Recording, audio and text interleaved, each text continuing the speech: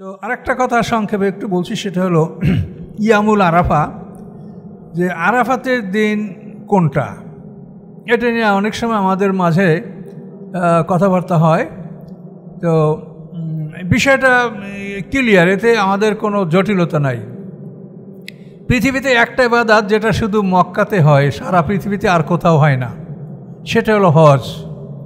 কাজে যারাই হজ করবে তারা ওখানে যাবে এবং ওইখানের চন্দ্র হিসেবে, চন্দ্র মাস হিসেবে যেভাবে হয় সেভাবে চন্দ্র মাসের 9 তারিখে তারা আরাফাতে অবস্থান করবে এবং এইটা হলো ইয়াউমুল হজ্জুল আকবার, কোরআনে বলা হয়েছে। এইটা হলো হজের সবচাইতে বড় অনুষ্ঠান, হজ্জুল আকবার।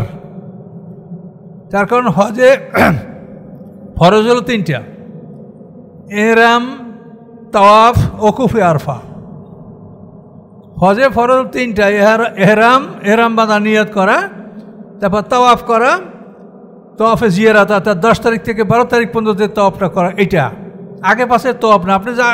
আপনি যাইয়া কাবার তাওয়াফ করেন, তাওয়াফে কুদুম, এ তাওয়াফ না। এহরাম, তাওয়াফ, আর হলো ওকুফে আরফা, আরফায় দাঁড়ানো। তো আরাফা ময়দানের দাঁড়ানোটাকে সবচাইতে বড় হজ বলা হলো এই জন্য যে হজের সবচাইতে এটা বড় অনুষ্ঠান, আর এখানে সবাই একসঙ্গে সমবেত হয়। অন্য অনুষ্ঠানগুলো কেউ আগে পাশে করে। তাওয়াফে জিয়ারাত আপনি 10 তারিখ করলেন, আপনি 11 তারিখ করলেন, আপনি 12 তারিখ করলেন, আপনি এটার কোনো, আপনাকে 3 দিনের মধ্যে আপনার সময় করবেন। কিন্তু আরাফাতের অবস্থান করাটা সবার একসঙ্গে, এই জন্য এটাকে হজ্জে আকবার বলা হয়। আপনি 8 তারিখে রওনা করে মিনায় যাবেন। মিনায় জহুর, আসর, মাগরিব, ইশা, ফজর, এই 5 ওয়াক্ত নামাজ পড়বেন। মিনায় ফজর পড়ার পরে আপনি আরাফাতে যাবেন। আরাফাতে যাওয়ার পরে সেখানে অবস্থান করবেন এবং সেখানে জোহরের নামাজের ওয়াক্তে সেখানে আজান হবে এবং সেখানে খুতবা হবে। আল্লাহর রসুল খুতবা দিয়েছেন এবং সেটা এখনও আমিরি হজ, যে সেই খুতবাটা তিনি দেন। এবং এই খুতবার পরে জোহর এবং আসর একসঙ্গে 2 ওয়াক্ত নামাজ আদায় করা হবে। যারা জামাতে পড়বে তাদের জন্য এটা, যারা যদি কেউ তাঁবুতে একা পড়ে তার জন্য 2 ওয়াক্ত একত্রিত করে পড়ার অনুমতি নাই। তো এই আরফাতের দিনটা, এটা দেখেন, যেমন হজের জন্য কাবাঘর একমাত্র মক্কায়, পৃথিবীতে আর কোথাও নাই। আর আরাফাত ময়দানটাও মক্কায়, এইটা পৃথিবীতে আর কোথাও নাই। যে ময়দানটাকে আরাফাত ময়দান আমরা বলি, এটা মক্কা থেকে 12 মাইল দক্ষিণ পূর্ব দিকে তায়েফের রাস্তা, এটা মানে আরাফাত ময়দানটা। তো যেহেতু আরাফাত একটাই, আর কোনো পৃথিবীতে কোথাও আরাফাত নাই, তো আরাফাতের দিন ওইটাই হবে যে এই দিনে যখন সমস্ত হাজিরা ওখানে সমবেত হয়, ওইটাই আরাফাতের দিন। এই আরাফাতের দিনটা মক্কা ছাড়া বাইরে কোথাও কল্পনা করা যাবে না যে ওইটা আমাদেরও কোনো ওখানে আরাফাত আছে, না, আরাফাতের দিন না। আরাফাতের দিন একমাত্র মক্কায়, যেহেতু আরাফাত ময়দান একটাই এবং সেই মাঠ মক্কায় অবস্থিত এবং সেখানে ওই দেশের চন্দ্র অনুযায়ী তারা চন্দ্র মাসের 9 তারিখ সেখানে অবস্থান করবে এবং ওখান থেকে সূর্যাস্তের পরে 9 তারিখ সূর্যাস্ত পরে তারা ওখান থেকে রওনা করে মুজদালিফায় যাবে, সেখানে রাত যাপন করবে। রাত যাপন করা হবে, ফজরের নামাজ পড়ার পরে মুজদালিফাতে মিনায় যেয়ে তারা পাথর মারবে। এই পাথর মারাটা হচ্ছে ওয়াজিব, মুজদালিফায় দাঁড়ানো এটা হচ্ছে ওয়াজিব। তারপরে সাফা মারা, সাই করা, এটা ওয়াজিব। আর হলো যারা আফাকি, বাইরের লোক, তাদের জন্য তোয়াফে ইফাজা বলা হয়, মানে বিদায়ী তোয়াফ, এটা ওয়াজিব। এই 4টে ওয়াজিব আর 3টে ফরজ হজে। তো এখন আমরা এটা নিশ্চিত যে আরাফাত, ইয়ামুল আরাফা, অর্থাৎ আরাফার দিন ওই দিনই যেদিনই বিশ্বের সমস্ত হাজিরা আরাফাত ময়দানে একত্রিত হয়। এবং যেহেতু এই হজ মক্কা হয়, কাজে তাদের চাঁদ অনুসারী এটা তারা করবে, কাজে এই জন্য ওইটি আমাদের আরাফাতের দিন। এবং আমাদের শরীয়তে বলা হয়েছে যে জিলহজ মাসের 7, 8, 9 3 দিন রোজা রাখা উত্তম, ভালো, অনেক সওয়াবের ব্যাপার। তো এই 3 দিন যদি আমরা রোজা রাখি 7, 8, 9, তাহলে আমাদের 8 তারিখে ওদের আরাফাতের দিন হচ্ছে। তাহলে আমরা ওই আরাফাতের দিনও আমরা এর ফজিলত আমাদের, মানে 3টে রোজার মধ্যে আমাদের আসতেছে 7, 8, 9। তাহলে এটা আমাদের কোনো সমস্যা নাই, যেটা আমাদের বিধান, সেই বিধান অনুযায়ী আমরা যদি 7, 8, 9 রোজা রাখি, তাহলে আমাদের 8 তারিখ যেদিন, সেদিন ওদের 9 তারিখ, এটা আরাফাতের দিনটা আমরা অ্যাভেল করতে পারছি। এরপরে এই রোজা কেউ বাড়াইয়ে রাখতে পারে, নাও রাখতে পারে, এটা ফরজ ওয়াজিব না, কিন্তু এটা ফজিলত, অনেক বরকত।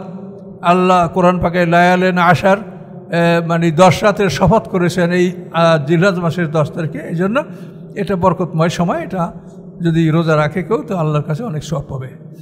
তো এখন এখানে আরেকটা জিনিস আছে, সেটা হলো এই যে জিলহজ মাসের 10, 11, 12, 13, 10, 11, 12, 13 এই 4 দিন পর্যন্ত রোজা রাখা হারাম। এইটা আমরা কোন হিসাবে ধরব? এটা আমাদের চাঁদ অনুসারেই ধরতে হবে, যেহেতু আমাদেরকে আল্লাহ তাআলা চাঁদ দান করেছেন, সূর্য দান করেছেন, এইটাকে অনুকরণ করেই আমাদের রোজা নামাজ পড়তে হবে। আমরা বাংলাদেশে থাকি, এখন যদি আমরা বাংলাদেশে রোজা রাখার পরে সৌদি আরব যাই, যাওয়ার পরে সেখানে আমরা কি দেখতে পাবো যে আমার যখন 28টা হয়েছে তখন ওখানে ঈদ হচ্ছে। এখন আমরা কি বলতে পারবো যে আমি বাংলাদেশের মানুষ আরও 2টা রোজা রাখবো? সম্ভব না। ওখানে চন্দ্র সূর্য যা বলে সে অনুযায়ী আমাদের ইবাদত করতে হবে। আবার সৌদি আরবে কেউ রমজানের প্রথম দিকে রোজা রেখে বাংলাদেশে ফিরে আসছে, বাংলাদেশে ফিরে আসার পরে তার যখন রোজা 30 হয়ে গেল, তখন বাংলাদেশে আরও 2 দিন বাকি আছে ঈদের, তাহলে তার রোজা রাখতে হবে 32টা। তাহলে এখন এই 32টা রোজা রাখতে সে বাধ্য, সে বলতে পারবে না যে আমার রোজা 30টা হয়েছে আমি একা ঈদ করব, এটা হবে না। যেখানে আপনি যাবেন সেইখানের চন্দ্র সূর্য অনুকরণ করে আপনাকে নামাজ রোজা করতে হবে। কাজে কোরবানিটা তো আর সৌদি আরবের ইবাদত না, এটা হলো সারা পৃথিবীর বুকে। কাজে এই জন্য সারা পৃথিবীর মানুষ তাদের আপন আপন চাঁদ দেখে কোরবানি করবে। এই চাঁদ আপনার যে কত প্রিয় সেটা আপনি হয়তো বোঝেন না। কোরআন পাকে আল্লাহ আয়াতে বলেছেন, ইয়াসআলুনাকা আনিল আহিল্লা, হে রাসূল আপনাকে ওরা নূতন চাঁদ সম্পর্কে প্রশ্ন করে। আহিল্লা, চাঁদের 3টা আরবি আছে। নতুন চাঁদ এটাকে বলা হয় হেলাল, তারপরে 3 দিন পর থেকে 12 তারিখ পর্যন্ত চাঁদকে বলা হয় কামার, আর শামসু আল কামারও বেহসবা, এই কামার। আর 12 তারিখের পরে 13, 14 তারিখ যে চাঁদের যে আকৃতি ধারণ করে এটাকে বলে বদর। আল্লাহ রসুলকে বদরুদ্দোজা বলা হয়েছে। তাহলে হেলাল, কামার, বদর, এই চাঁদ আমরা যেখানে অবস্থান করি পৃথিবীর সেখানের চাঁদ অনুসারে আমাদের এই রোজা, তারপরে হজ, কোরবানি, জাকাত এগুলি সব আমাদেরকে পালন করতে হবে। তো এখানে চাঁদকে আপনি দেখেন যে এই চাঁদ আপনার কত আপন। আপনি যদি মনে করেন যে আমি এই চাঁদকে নিয়ে পশ্চিমে যাব, তা আপনি বাইরে নিয়ে হাঁটেন, আপনি পশ্চিম দিকে যান, দেখবেন চাঁদ আপনার সাথেই আছে। আবার যদি কেউ মনে করে যে আমি পূর্বে যাব, তাহলে দেখবেন যে চাঁদ আপনার সাথে আছে, আপনি পূর্বে যাচ্ছেন। কেউ যদি মনে করে আমি উত্তরে যাব, তা আপনি হাঁটেন উত্তর দিকে, দেখবেন চাঁদ আপনার সাথেই আছে। কেউ যদি মনে করে আমি দক্ষিণে যাব, আপনি হাঁটেন, চাঁদ আপনার সাথে আছে। কেউ বলে নদীর তীরে যাব, কেউ বলে জঙ্গলে যাব, কেউ মাঠে যাব, যেখানে যাবেন আপনার চাঁদ আপনার সাথে আছে। আল্লাহর কত বড় কুদরত, সুবহানাল্লাহ বলেন যে আল্লাহ কত বড় কুদরতের মালিক, যে আমরা এই সারা পৃথিবীতে 800 কোটি মানুষ, প্রত্যেকটা মানুষই সে মনে করবে এই চাঁদ আমার সাথে চলাফেরা করছে। কীভাবে তার সেটিংটা আল্লাহ করেছেন, যে জন্য পৃথিবীর 800 কোটি মানুষ সবাই দেখতে পাচ্ছে যে চাঁদ আমার সাথে চলাফেরা করছে। এগুলি দ্বারা আপনি অনেক কিছু বুঝতে পারবেন। হাসরের ময়দান, আল্লাহ বিচারের মাঠে সবাই আল্লাহর সামনে দাঁড়াবে, সবাই আল্লাহকে দেখতে পাবে এবং সবার বিচার আল্লাহই করবেন। তাহলে এখন দেখেন এই চাঁদকে আপনি পৃথিবীতে যেরকম দেখতে পাচ্ছেন, এটা কী আশ্চর্য ব্যাপার বলেন। কাজে আল্লাহকে বিচারের দিন সবাই আল্লাহর সামনে হাজির হব।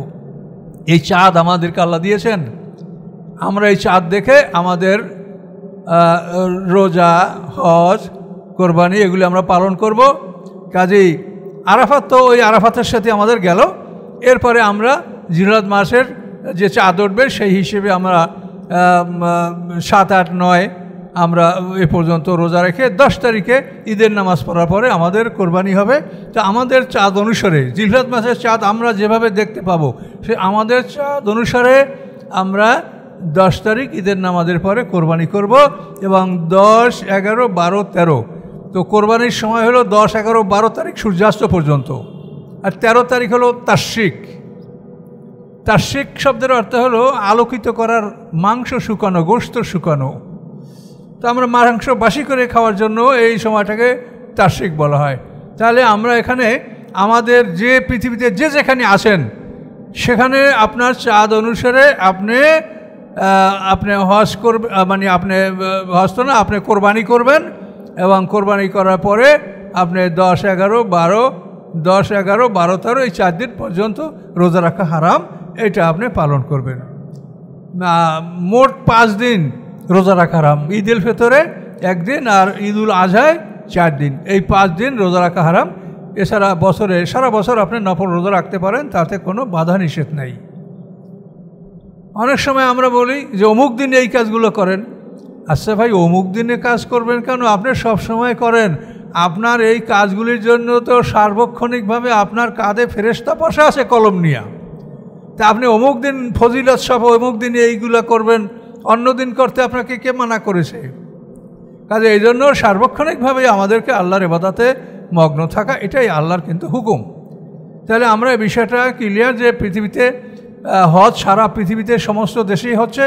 কাজেই যে দেশের মানুষ যেভাবে চাঁদ দেখবে, চাঁদ অনুসারে জিলহজ মাসের 10 তারিখে তারা ঈদের নামাজ পড়ার পরে কোরবানি করবে এবং তারপরে 10, 11, 12, 13 এই 4 দিন রোজা রাখা হারাম। এটা আল্লাহর দাওয়াত, এই দাওয়াতে তারা অংশগ্রহণ করবে।